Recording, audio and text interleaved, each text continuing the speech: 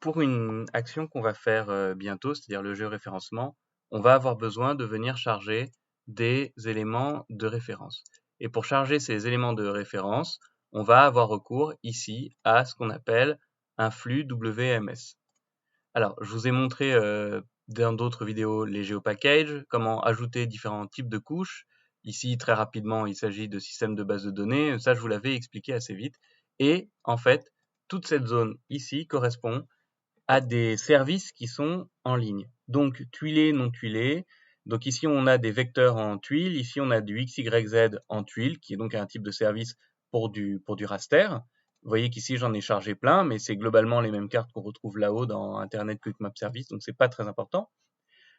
Sinon, globalement, on va avoir le WMS, WMTS pour tout ce qui correspond au raster, et on va avoir le WFS pour tout ce qui correspond au vecteur. Donc vous voyez que moi ici, d'ailleurs, j'en ai chargé plusieurs, et voilà, j'en ai chargé plusieurs tout simplement.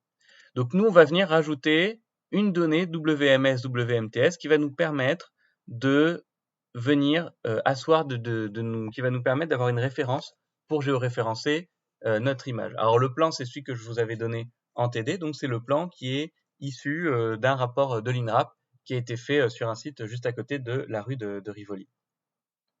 Dans ce coin-là, si je dis pas de bêtises, mais vous allez voir, de toute façon, on le fera dans une vidéo ultérieure. Donc pour venir ajouter un flux WMS, WMTS, on fait clic droit sur WMS, nouvelle connexion, et vous voyez qu'ici on me demande plein de choses, un nom et surtout une URL. Comme je vous l'ai dit, il s'agit d'un service qui passe par Internet. Alors, pour trouver ce service, il faut savoir que l'IGN notamment propose énormément de services en ligne avec les explications de comment les obtenir. Donc globalement, il suffit de taper dans la barre de recherche flux, je vais vous la remettre, hein, voilà, flux WMS IGN. Et normalement, on a une page ici, utiliser les données IGN en flux WMS, WMTS. Alors, quelle est la différence entre WMS et WMTS? En fait, c'est que le MTS, c'est simplement un système tuilé. Alors, vous voyez qu'ici, on a toutes les explications et c'est pas exactement ce que je voulais. C'est un système tuilé, voilà, service web. Donc ici, on va aller sur le service web. Alors, je sais jamais, nous, on veut les cadastres. Donc, est-ce que c'est essentiel, les cadastres? Pas sûr. Service, on peut taper, hein, sinon. Mais vous voyez que si je me balade, donc, pardon, MTS, donc c'est du tuilé. Et voilà, à la limite, je vais faire flux IGN cadastre. Et c'est-à-dire que le tuilé, ça va venir charger que des petits éléments les uns après les autres. Donc nous, c'est beaucoup plus proche de ce qu'on veut. Donc ici, je vois que pour le cadastre, il me remet cette voie-là. Service web inspire. Je sais que par data.gouv, il va me donner le lien qui m'intéresse le plus. Donc vous voyez que data.gouv, il me donne directement l'adresse qui m'intéresse. Ici, vous voyez que j'ai les adresses WMS, MTS et WFS. Ça, c'est si je voulais obtenir le cadastre avec directement les parcelles comme géométrie, donc avec les tables, les données attributaires. Alors c'est un truc à éviter parce que souvent ça charge beaucoup de volets d'un coup et c'est assez infernal. Donc, vous voyez que ici j'ai plusieurs choses, j'ai les protocoles d'accès et voilà ici on voit que je peux l'avoir sur le géoportail et je cherchais, il n'y a pas voilà, les services web experts, c'est ça que j'aurais dû faire, service web expert et je vois qu'ici parcellaire, c'est ça qui m'intéresse et vous voyez que ici j'ai le tout de suite et c'est pour ça que je voulais vous montrer l'IGN. L'IGN en premier, il nous montre toujours le WMTS quand il est disponible. J'ai cette adresse-là, je la prends, copier, je retourne sur mon SIG et là je fais coller.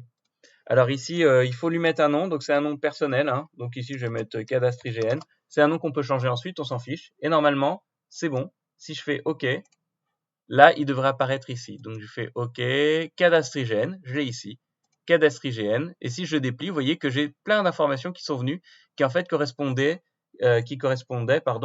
ici à ce qui est écrit, ce qui est décrit dans les informations. Alors vous voyez que sur la page, il y a beaucoup d'éléments qui sont décrits, donc c'est très bien.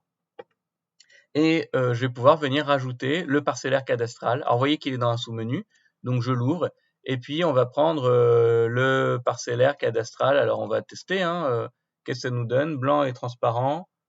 Oui, je pense qu'il sera pas très très pratique pour notre travail, on va plutôt faire noir et transparent. À vrai dire, moi j'avais mis orange et transparent, ça m'amusait, mais c'est vraiment pas facile à lire.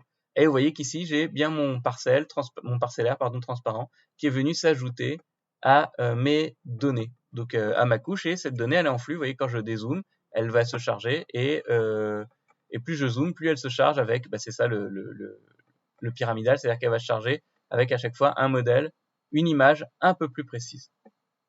Et comme d'habitude, je sauvegarde, je reclasse d'ailleurs ici, ça je le mets en dessous. Voilà, je préfère. Carte de chaleur, pareil, je la mets en dessous. Et voilà, ici, on voit bien les opérations archéologiques. On voit bien leur emplacement voilà, par rapport aux adresses. Je sauvegarde et normalement, on est bon.